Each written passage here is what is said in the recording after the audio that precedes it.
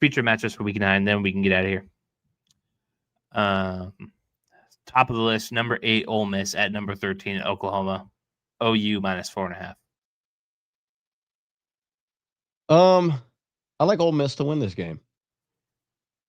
Why is that? I just think Oklahoma is a really solid defense. I really do, but I think Ole Miss is just too talented. I think they're going to want to bounce back against that win against Georgia. I think Ole Miss is a playoff team this year. I don't know how the status of John Mateer for Oklahoma is in this game. Well, I assume that's because he played the last 2 weeks. He was pretty good last week. It's going to be really, I mean, like, how competitive is the SEC that we're getting games like this in week 9 for them. But I like Ole Miss. I just think what Lane Kiffin's doing over there, it's really good. I just think they're going to match it really well for them. Number 4, Alabama at South Carolina. Bama minus 11.5. We keep trying to will these like potential SEC upsets, but I'm not quite seeing it here. Yeah, Alabama may more than cover than that. Like, they may win like by a significant margin. They may win by like 20. Number 15, Missouri at number 10, Vanderbilt. Vanderbilt 2.5 point favorite. I got Vanderbilt winning that one too. It's going to be a close game. Mizzo has a dog at running back too. But yeah, this is going to be a good Vanderbilt win. They keep climbing up the charts. Mm-hmm. Number 3, Texas A&M at number 20, LSU. A&M minus 2.5. Give me Texas A&M to win, and they fire Brian Kelly this game. This is it? Mm-hmm. I think LSU, the fraudulent of Brian Kelly is starting to show. LSU finishing unranked would kind of be the nail in the coffin. I think them losing to A&M would be it. That's what I mean. Like, they're going to fall unranked after this. Yeah. Unranked, but it's a fun game, so I threw it in there. Auburn at Arkansas. Our guy Bobby Petrino, the favorite, minus 1.5. Yep, I got Arkansas winning this one. He was unbelievably competitive against 2 premium opponents when he faced them. I got Arkansas winning this game. Should be a fun one, for sure. We kind of buried the lead earlier with when we talked about the Big 12. But with these next 3 teams, like the next 3, I like I said, I think as competitive the SEC is, I think the Big 12 is so fun this year. It's been kind of a heartbreak for me, but this is like, it's like Oppo Patriots. Like, the Patriots used to like bore me to death and lose frustratingly. Arizona State will just like be a freaking highlight reel. Oh yeah, that's all then it they'll is. Choke it. It's both ways, right? It's high highs, low lows. There's no mid. It's not like watching Alabama, right? Alabama's just all right, cool. We kick ass. That's it. Yeah. But number 11, BYU at Iowa State. Iowa State minus 2.5 favorites. I really do think these lines are based on people not watching these late games. BYU plays late. They do. And they don't play pretty football neither. They have a true freshman at quarterback who's an absolute stud. Give me BYU to win. I would agree. I also think Campbell for Iowa State he's getting head coaching nods that he should not. He's not that good. He helped change that program around, but changing Iowa State around isn't that hard. Yeah, I'm with you. Give me BYU. In an upset, even though it really shouldn't be an upset. That's what I think that they don't watch, like ESPN After Dark stuff. Like, BYU is not sexy, but there's a reason why they beat Utah. If Utah played Iowa State, Utah's favored, right? Like, you would probably say, or like, probably. So why is Iowa State somehow favored against BYU? That's what I mean. Like, I'm like trying to make sense of it. Yeah, I'm not. I just think fully it's just they have not watched a BYU game. When you look at BYU, They beat the crap out of Portland State, Stanford, East Carolina. Kept it close with Colorado. Within 2 possessions against West Virginia. Was in a 1-touchdown game against Arizona and Utah. When you look at Iowa State, sure, they have the 2 losses, right? Or is it 1 loss? I believe so. They have 2 losses. 2 losses. But the teams they played, Kansas State, who was ranked at the time. Iowa, who not ranked, but is always tough. Arkansas State, I mean, not great, but and they blew out Arizona. Big point. Lost to Cincinnati, 38-30. Lost to Colorado by a touchdown, 24-17. I think that the quality of opponents, there's that little level of it. I just think it's just BYU doesn't play sexy football. And BYU is not a sexy program. It's not even, it's not a sexy program, and they don't win good. Like it's not, like, it's weird. A dominating game by them. It is disrespectful, but I think that I tried to piece the logic together. I just think it's because people are not watching BYU. You're staying up significantly late for it. Most of these publications are East Coast people, meaning that game is running to midnight till 1 a.m. And you've been watching football all day, right? How much of you is really wanting to watch BYU at night? Well, they're going to be 3:30 on Fox. Yep, I got BYU winning this game. It's a great bet to make too, I think. Yeah, I wonder what the odds are on that. Game lines. I bet you it's like plus like 115 or something like that. Because if it's just -2. BYU plus 120. Okay, yep. Not a little bass scratch to make if you want to throw $100 away. Yeah, put that on your parlay. Houston at Arizona State, number 24. Back on the rankings, baby. ASU -7.5. As much as I like Arizona State, because I said this was a fun team to follow, Houston is low-key getting disrespected. I think that they should be ranked. Their only loss, granted, was a blowout to Texas Tech, but that's still only 1 loss. Do you want me to tell you their wins? Yeah. Versus SF Austin, 27-0. And they suck. At Rice, 35-9. Versus Colorado, 36-20. At Oregon State, 27-24. That's not at Oklahoma State, new coach, 39-17. Versus Arizona, 31-28. I would say Arizona's wins are much more impressive than that slate. Yeah, but they're consistently a 30-point team. That's kind of the narrative you have for them. Besides Oregon State and Texas Tech. Yeah. But I mean, still, like, that's what I'm saying. Like, they still only have 1 loss. Like, I think they should be at least ranked. One that would look good for y'all. I think they should be like, yes. Like, if you gave them 21, would you be mad at that? No. So, like, 21 versus 24. That's where Cincinnati is right now, and they're virtually the same team. And I think Cincinnati should they're undefeated in conference. Yeah, they haven't played nobody. That is the one thing. The only in their big loss is Nebraska. Nebraska really? Week 1. Yep, and then Nebraska just lost to Minnesota. So what does that really say about Cincinnati? They beat Kansas by 3. They beat Iowa State by 8. They beat UCF by 9, and they blew out Oklahoma State, who seems to just blow this year. Yeah, they shouldn't have fired Mike Gundy. I think that was preemptive of them.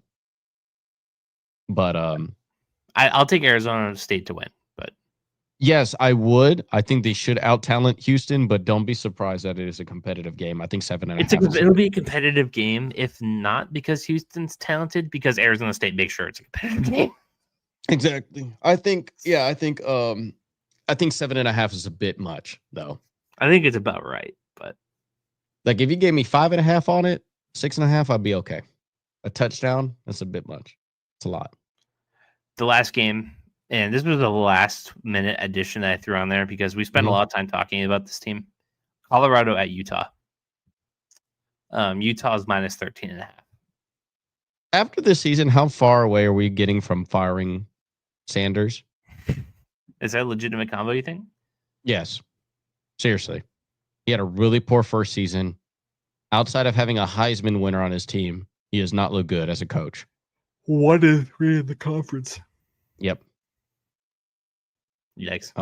That's what I'm saying. Like outside of hype and having a Heisman on your team, what has really been? Is he recruiting overly well right now? Like, yeah, the number 1 overall quarterback, true freshman quarterback, go to his school. That wouldn't be Kadon Salter. No, Kadon Salter came from Liberty, who broke all of Malik Willis's records. It's the other one. He wears number 10. He's from Georgia. Julian Lewis. Yes. But yeah, I think Utah's going to beat the brakes out of this team, and I'm seriously thinking that Deion Sanders is not a college football coach. I'm pulling for Colorado. You have to. Yes, you are pulling for Colorado. You're pulling for everybody else, which is, yeah, you're pulling for Iowa State. I mean, no, you're pulling for BYU no, not to necessarily. Win. Yeah, you're pulling. I think for either way, that outcome doesn't change them a lot for Arizona State. Mm-hmm. Speaking as a guy who knows nothing, I don't think that changes too much, because I think there's an advantage to BYU being the only undefeated team, and I think there's an advantage to everybody being jungled up. You would, yeah, like I said, it's a harp on really. If Iowa State beats BYU, they'll probably unrank BYU. Seriously, like I knowing this selection committee, like, because them having a tough time putting them even at 11, and also disrespecting them at -2.5. You would want BYU to go undefeated. You would want Tech to beat BYU, because that means your win against Tech looks good, which means Arizona State possibly could beat BYU. Baylor at Cincinnati is another game Arizona State fans should watch, because Baylor kept it close with them earlier in the year. Baylor, not a bad looking team. Cincinnati, who's ranked number 21. That would be good for both of us significantly, because now we're into conversations of like who all these 1-loss teams in the division, who's going to represent to go against BYU. Yeah. So there's 2 undefeated teams left in the Big 12 as far as in the conference, BYU and Cincinnati. The highest 1-loss teams in the conference are Arizona State, Texas Tech, Houston. After that, it's 2-loss teams in the conference. Yep. But Arizona State having that overall 5-2 record brings them a little bit closer to Iowa State than Houston, who's at the bottom of the 6-1. But they beat Houston this week, like we're kind of hoping and assuming. That knocks another team down a peg. Say you're hoping Texas Tech loses one more, and you're hoping one of BYU and Cincinnati loses 2. And Cincinnati could lose 2. Yeah. They could lose to Baylor. They could lose to Utah. They could lose to BYU. And they could even lose to Arizona and TCU. Both those schools have looked competitive. Yep. So there's a path either way. Oh, yeah. There is big time. I mean, also you have the college football leader. Was it one? You have 2 players in the Big 12 leading the college football in passing yards. Sawyer Robertson is number 1, 2,300. Josh Hoover, the furry, 2,100. I will continue to say that because he openly said that he was. But yeah, you have Sawyer Robinson leading the nation in passing yards, and you have Josh Hoover at number 5. Certainly not any Big 12 bias on this podcast. Well, it's not just that. I mean, Texas Tech has the leading. I can't imagine we'd be talking about this so much if the conference wasn't competitive. No, exactly. Like this is. I would say that the Big 12 is better than the Big 10 right now in watching this all play out. Not saying competitive, yeah, not competitiveness. I'm saying like the fact that you want this level of like imagine what do you call the SEC was like this. Like the SEC is like this. That's what I'm saying. Like the SEC. Oh yeah, I mean, Bama, I just feel like Vanderbilt. a lot of those rankings are just like. No, but I mean, look how many 1-loss teams are, bro. Let me just click on some SEC school. Oklahoma. Let's be honest. If Tennessee was in the Big 12, they'd be running it. If who? Tennessee was in the Big 12, they'd probably be running it. Yeah, probably. So that's what I'm saying. Like, look at Tennessee, and they have a 2-loss record, right? Like, you have A&M undefeated. You have Bama, who looks good. Georgia, Ole Miss, Tennessee, Texas, Oklahoma. Missouri. Bro, come on, bro. That's a lot. You think even Missouri would be running shit? Yeah, I would say so too. Which is funny, former Big 12 schools. Missouri hasn't really beaten anybody though. They haven't, but I mean, like, that's what I'm saying. Like, they are. The SEC is clearly the best conference in the nation right now. Clearly. I think the most overhyped one is the Big Ten. I think it's super top heavy, and bro, the Big Ten's middle part sucks the most out of everybody. So we probably consider the middle. It's according to standings: Minnesota, UCLA, Illinois, Nebraska, Washington. Yeah, like I think the Big 12 can run against most of those guys. But the high end of the Big 12, could they compete with Indiana, Ohio State, I think Oregon? the thing is, the problem, it's the high end of the Big 12 is the worst out of all the power conferences. ACC? No, you're not beating Miami or Georgia Tech. They would have run the Big 12. I don't know. I do. I fully believe that. Look how Georgia Tech, now granted Colorado sucks, they mollywopped them. Yeah, they're not an accurate representation of what we're about here. The Big 12. I think Miami clearly coasts the division, like the conference, despite the loss to Louisville. And I think Georgia Tech, I mean, like I said, dude, that team should have beat last year's Georgia team, which is much better than this year's Georgia team, and they're undefeated this year. They may go against Miami as an undefeated team and ranked lower than them. Mm-hmm. Well, no, they're ranked higher right now. The ACC is the Big 12's biggest rivalry right now, in the sense of because if Georgia Tech goes against Miami, and if Miami beats Georgia Tech, they may get 2 representatives. I'd be so upset.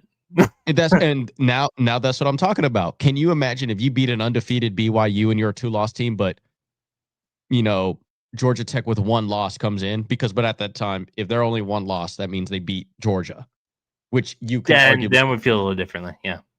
And that's what I'm saying. It's just like, and then put it this way. If they have 1 loss going into the championship game and they lose to Miami, that means the only 2 losses are to 2 top 10 teams. Yeah, it doesn't look well if you're Arizona State and you lose to Mississippi State and you lose to Utah. Yeah, right. So that's what I'm saying. I think the biggest rival to the Big 12 program right now is the ACC, because they, as of right now, they have nobody out. Like, their drop off is probably the hugest, like the biggest, like Miami and like Georgia Tech, and then after that, it's crap, literal crap, corpse of Clemson and everything else. Yes, like it's literal crap. Where like the SEC is the most in depth, and even the bad teams in the SEC can win. Yeah, apparently. I mean, Florida literally beat UT. I don't want to talk about Mississippi State. There we go. I mean, Arkansas almost beat the number 14 in the nation. But Arkansas needs respect, first of all. So that's why I'm saying that I think I have a very good feeling that Big 12 is only getting 1 rep at all. And it'll be whoever wins that championship. So, exactly. You would ultimately wanted Tech to go undefeated, and then Tech and then somebody else, because Tech was so highly ranked. They had all this preseason hype, and that helps them because the AP poll clearly wants to be right. So they would want Tech to represent them really well. So yeah, I think ultimately Big 12 is only getting 1 rep. I do not know who that rep is, but they will get 1. Because they got to. Yeah. Okay. That's it. Just under 2 hours. I said it. I thought we were going to get under. No, I know. Yesterday. But you get us talking about college football, and you get us talking about the Big 12. We're just trying to map out what it's going to look like. I mean, but at the same time, which goes to show you the great amount of parity that's in college football this year. Good. It's good. Because I wasn't going to be having as much fun if it was, okay, Alabama and Georgia are shit pumping everybody. Like, see ya. Yeah, you'd be like, okay, well, I guess I'm just waiting on Alabama to win the national title. Cool. Like, it'd just be boring. Like it was when I was a kid. Yeah, because what, they've been significant since 2010. Yeah, pretty much my entire sports fandom. It's been Georgia, Bama, little spurts here of LSU, little spurts here of Clemson. Yep. So, all right. Anything to say to the fine people home?